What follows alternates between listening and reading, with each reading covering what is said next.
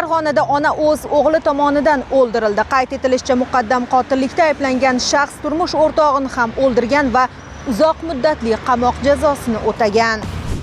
2025-yilning 31-dekabr oqshomi yurtimiz bo'ylab Yangi yil shkuhi bayram quvonchi kezib yurgan pallada Farg'ona shahrida yuraklarni larzaga solgan mudhish jinoyat sodir etildi. Tarqalgan xabarlarga ko'ra, shaharda yashovchi erkak o'z onasini pichoqlab o'ldirgan.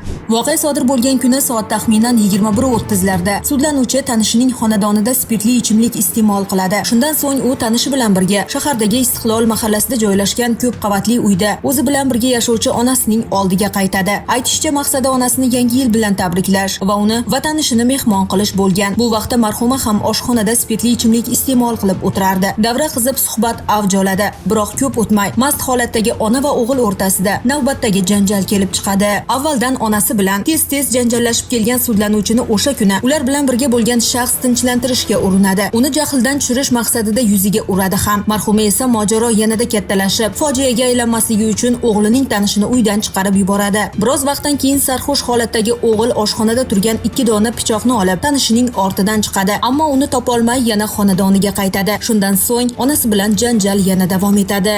Sud materiallariga ko'ra, janjal vaqtida u avval onasining qorin qismiga tepgan, so'ng esa qasddan o'ldirish maqsadida qo'lidagi 2 ta pichoq bilan uning bo'yin, chap bilak va o'ng kaft sohalariga zarba berib, hayoti uchun xavfli bo'lgan og'ir tan jarohatlari yetkazgan. Oqibatda ayol olgan jarohatlari sabab voqea joyida vafot etgan. Otaga qo'l ko'targanni padarkush deyishadi, ammo onasining joniga qasd qilgan insonni qanday atash mumkin? Bu savolga javob topish qiyin. Yoshi 60 da bo'lgan sudlanuvchi onasi bilan yolg'iz yashardi. Hayotidagi eng yaqin insonlarni esa birin-ketin o'z qo'llari bilan yo'qotib borgan. Avvalroq u turmush o'rtog'ining qotiliga aylangan edi. Endi esa onasining hayotiga nuqta qo'ydi. Jinoyat ishlari bo'yicha Farg'ona shahar sudida mazkur ish qonun doirasida ko'rib chiqildi. Sud jarayonida sudlanuvchining nadomati, marhumaning qonuniy vakilining ko'rsatmalari tinglandi. To'plangan barcha dalillar orqali uning aybi to'liq isbotlandi va jinoyatga jazo muqarrarligi ta'minlandi.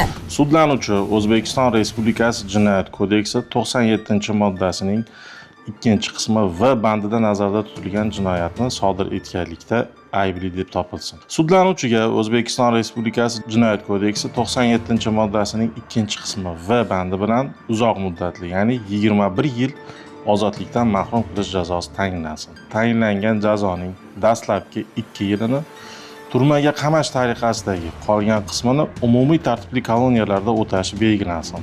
9 oy bag'rida asrab, ming bir mashaqqat bilan o'g'il voyaga yetkazgan ona bir kuni o'z farzandi qo'lida bunday ayanchli o'lim topishni xayoliga ham keltirmagan bo'lsa kerak. Uzoq yillik jazo muddati tugar, ammo vijdon azobichi umrining qolgan qismida qotil o'g'il ana shu savol bilan yuzma-yuz yashashiga to'g'ri keladi. Maftuna Mamasidik va Abdulloh Rashidov, Ruxsor News informatsion dasturi uchun maxsus.